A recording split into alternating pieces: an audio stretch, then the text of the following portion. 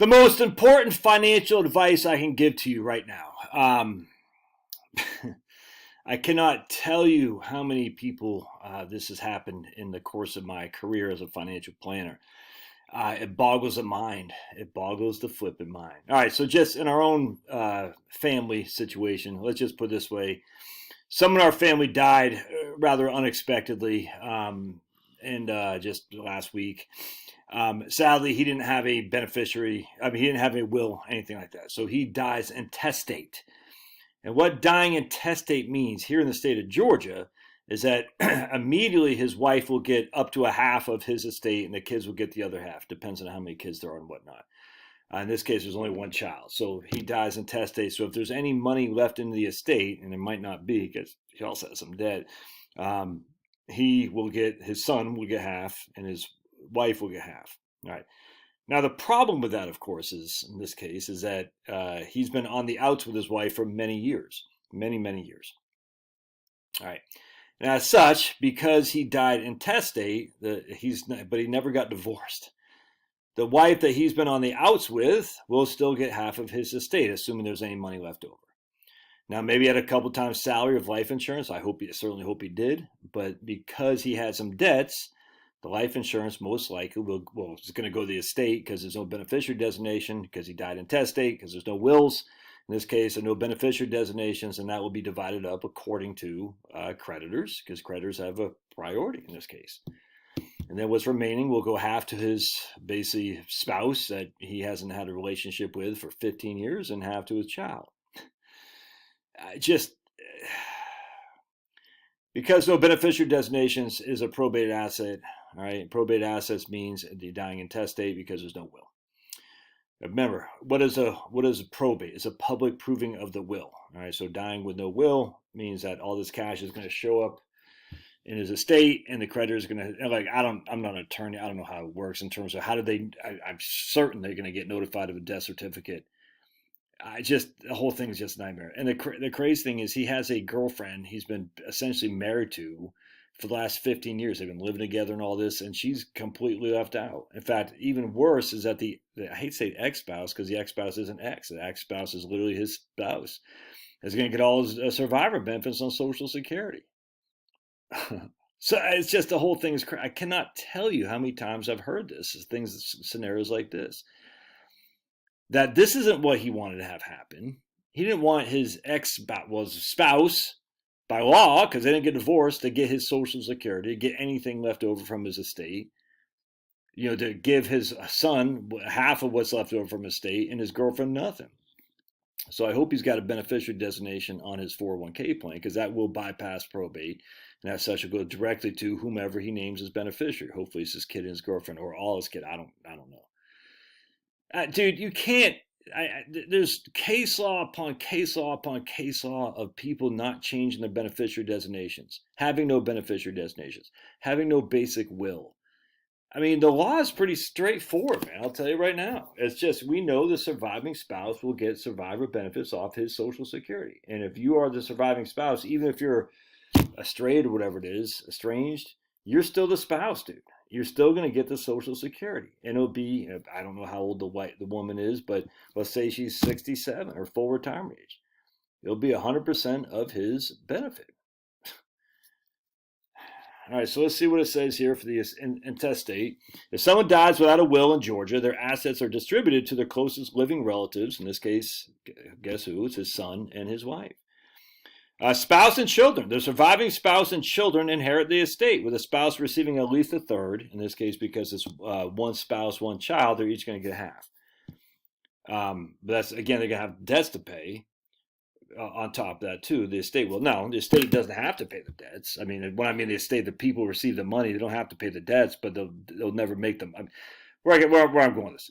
If you die, your debts don't carry to your heirs, if that makes sense.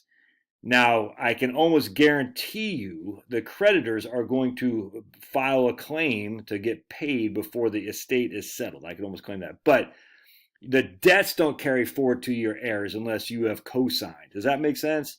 So let's say you got $100,000, but you got $50,000 of debt. Your heirs aren't going to get $100,000 unless it's on a 401k or an IRA, then they could. But let's just say for simplicity, it's $100,000 life insurance proceeds. There's no beneficiary. It goes into the estate. The claim will be made against the estate from the creditors. They'll get paid first. There'll be $50,000 left. So in this case, $50,000 left will be divided between the spouse who's still there and the son, so they each get $25,000. All right. Now, if there's a car loan or something like that, and no one's going to pay it, the car will get repossessed. No big deal there. It sucks, but all that money went into it. You have no equity. You're just going to get the car repossessed. If there's a personal credit, line of credit or something like that, a credit card, that's certainly going to be filed against the estate. Anyway, the point being here is that you can't not have beneficiary designations. You can't not have a basic will.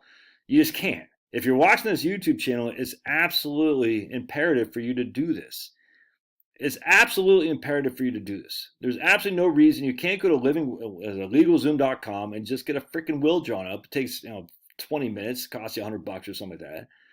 There's absolutely no reason you can't have beneficiary designations on your life insurance. Your non-probated assets will be life insurance, annuities, 401ks, IRAs. A transfer on death on brokerage accounts if you have some, bank accounts. There's absolutely no reason you can't do that. And the reason you don't do it is because you haven't thought about it. And I'm telling you right now, if you watch my channel, you've thought about it. It's just, you can't do this to your loved ones, dude. You can't. Now, this guy did not know he was going to die. It's a very sad situation, and it sucks, dude. But he did smoke like a freaking chimney. He wasn't in good health. He drank a lot. He was 60 years old. Inevitability. I know this is crazy. We're all going to die. Shocking. Did you know that if you eat carrots, you will die? It's a proven fact. If you eat carrots, you will die. Prove me wrong. Prove me wrong. I'd love to be proven wrong that if you eat carrots, you will not die. Prove me wrong, dude. Make sure your stuff is in good order. This, I tell you, of all the financial shenanigans I've seen in my life, not having just basic stuff, durable powers of attorney. Let's say like my wife and me, all right, I did all the labor, the corporate crap while she raised the kids. You see what I'm saying? All the money I saved is in my name. She doesn't own it. It's not on her name. She's a beneficiary of it. But what if I get incapacitated? What if I'm in a hospital? What if she needs some money? I'm not dead. What happens next? Oh, how does she have access to my money? Huh? How does she have access to my money? A court order. A court order. Okay. How long does that take? What does she got to go through to get that? Oh, by the way, what was it a 401k? Oh, but Josh, I got a document that says I have access to, Charlotte has access to my money. The 401k is like, yeah, great. Go pound sand with that document because we're not obligated to accept your stupid document. You could easily print off a PDF file and claim you're Charlotte and Charlotte's wife or Josh's wife. Now, they might accept it. They don't have to. What do you do then? You're in the freaking incapacity in the hospital like this guy was, dude. All right, my wife just texted me that his girlfriend did not co-sign for anything, so that's good. I just hope she's a beneficiary of the 401k because there's no beneficiary on life insurance. There's no. I can't tell you. I remember one of my first big accounts I ever had, 2008. Guy was an attorney in California too. Nice guy, but he was an attorney, so he had some fiery. And I remember they lived in Santa Monica or some rich place. Must have $3 million. This is 2008. Nice guy. But if you screwed him over, he was not going to be nice. And they thought they had what they thought. He was managing the money for his mom is a TOD account, transfer on death. And it wasn't a transfer on death. It was an individual account. That's what it was. I said, why don't you just put a TOD on there? He's a lawyer. He's not a estate planning lawyer, just some whatever kind of lawyer. I said, well, you're managing for your mom. Why don't you just put a TOD on there so we can avoid probate? And I remember we were doing a TOD. That's a good idea, Josh. And we're doing a TOD. I can't remember exactly what happened. But I remember something got messed up in the TOD arrangement with USA. And in the interim, his mom died or his mother-in-law died, whatever. I can't remember.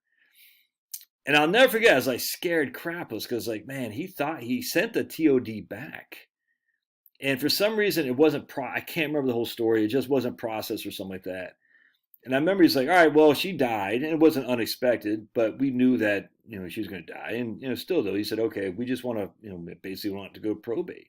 I can't remember. I just can't remember the whole the story behind the probate in California. If there's a fee, I don't recall. This is what 20 almost 20 years ago. I remember it was like $3 million though. It was supposed to go. It looked like it was going to go to probate because our TOD hadn't been designated quickly. Like something happened with USA. We did not have it done on signed, sealed, and delivered. And it wasn't that long, but it still took like 2 to 3 weeks. It's like this should have been done. And frankly, I didn't follow up with it because I just assumed it had been done. I just started at USA. So he sent the TOD back. I literally just assumed it had been done.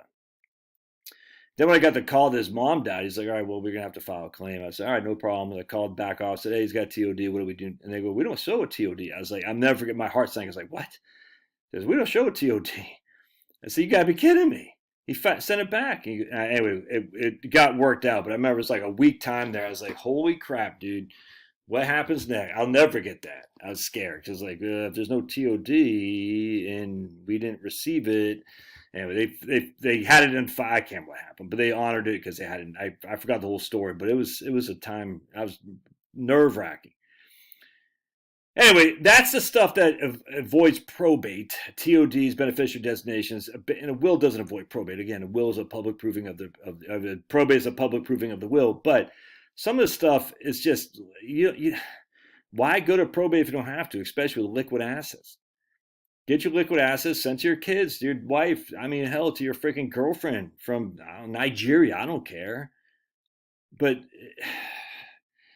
I mean, I showed you that story I did with the lady last year from Vanguard, and just the husband didn't have any of this. I couldn't believe it. He's one of my clients. I said, what are you doing? Wife called, and I said, what? George never got this done? No. I said, what the hell? She's like, he was going to call you. He set up an appointment with you, but he died suddenly. I was like, and so she called Vanguard, and Vanguard gave her the options and, kind of suggested an option, which was the wrong option because she's under the age of 59 and a half. I was like, what is happening here? Oh, anyway. And he had just taken Social Security at 62. I don't even think he got his first check. But she's only 54, so she's forever going to get a lesser Social Security amount because he just filed for it. It's like, what is happening? Anyway, that's my biggest piece of advice for it. Without all the other stuff on VTI versus VOO versus SCHD, that stuff just bores me to death, dude. VTI till I die, and just that simple. All the other stuff on just the investment side is so minute relative to the big picture stuff. All right, God bless. Love your thoughts. Don't forget to paw that like button.